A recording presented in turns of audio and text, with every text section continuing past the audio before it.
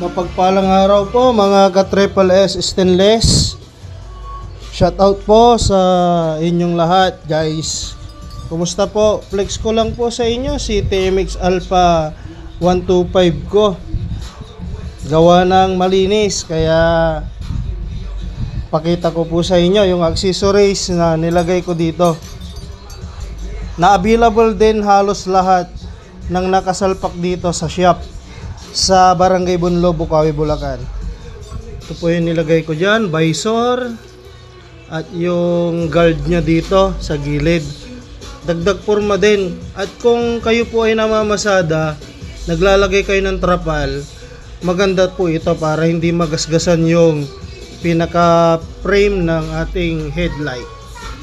Pero wag na po kayong maglalagay nito para hindi masugatan yung inyong trapal at tumagal. Speedometer cover, ayan, nilagyan ko lang ng gold bolts para din dagdag forma. Flasher guard bracket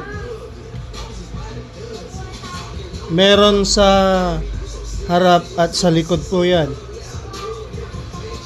and RDS front fender or tapaludo sa harap, ayan. RoboCop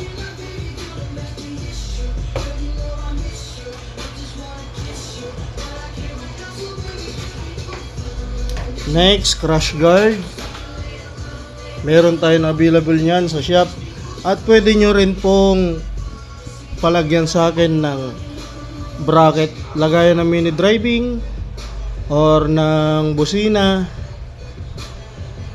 para hindi na po kayo mahirapan pa. Next, handle grips. Yan. Kadalasan hindi po kasama to. At ito. Pero pwede nyo rin pong screenshot yan, at kung gusto nyo magpalagay ng flat bar dito para po may kalangan ng kamay pagka nagsisilinyador kayo ay hindi siya madulas. Ay doon, hindi naman siya talaga madulas dahil meron na rin siyang dyan, design na para hindi madulas sa inyong kamay. Siyempre ganun din dito. Handlebar disuksok para po siyang naka-lowered dahil saktuhan siya dito. Kung naka-lowered kayo, pasok din siya. Pero sa akin kasi hindi po ako naka-lowered. 7 days pa naman. Ayan o.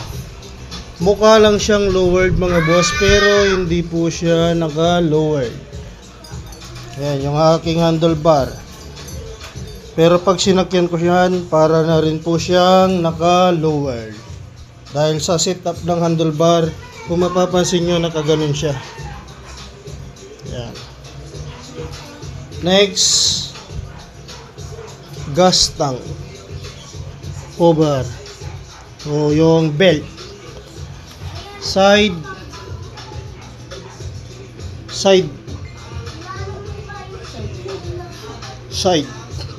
cover. Alright, ayan lang po mga boss. Ito pa, cap para sa engine cap natin.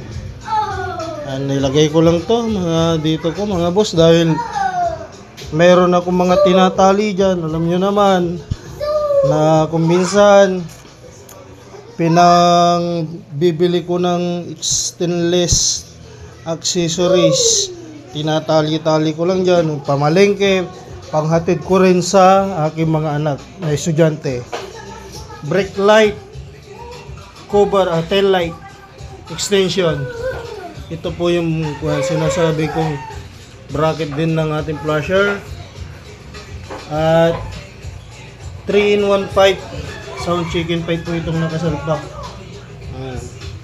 Tagal ko nang gamit yan mga boss, almost 1 year na, pero ayan pa rin siya.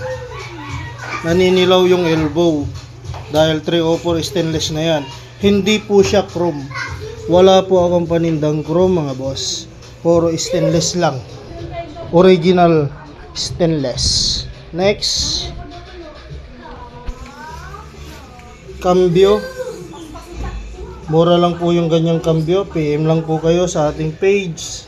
Usap po tayo para makita nyo, mapasahan kayo ng item na kailangan nyo po. Sprocket cover. Whole chain cover.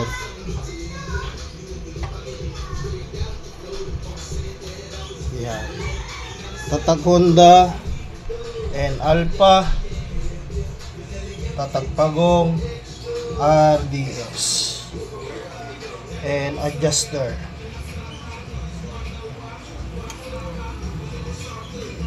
Side stand. Ayun lang po. Kunting-kunti lang yung aking accessories pa lang dito sa aking TMX, pero kahit luma na yung motor, alam naman natin pag stainless yung accessories ay pang lifetime na. At kung maingat tayo sa ating mga motor, maganda yung kalalabasan at matagal yung serbisyo sa atin. Sound check.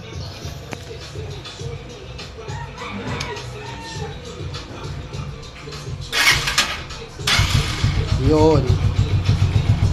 Yan yung minor ng ating motor or ng sounds ng pipe pagka hindi siya naka throttle or nakasilinyador. Syempre pipigay natin yan. Sound check.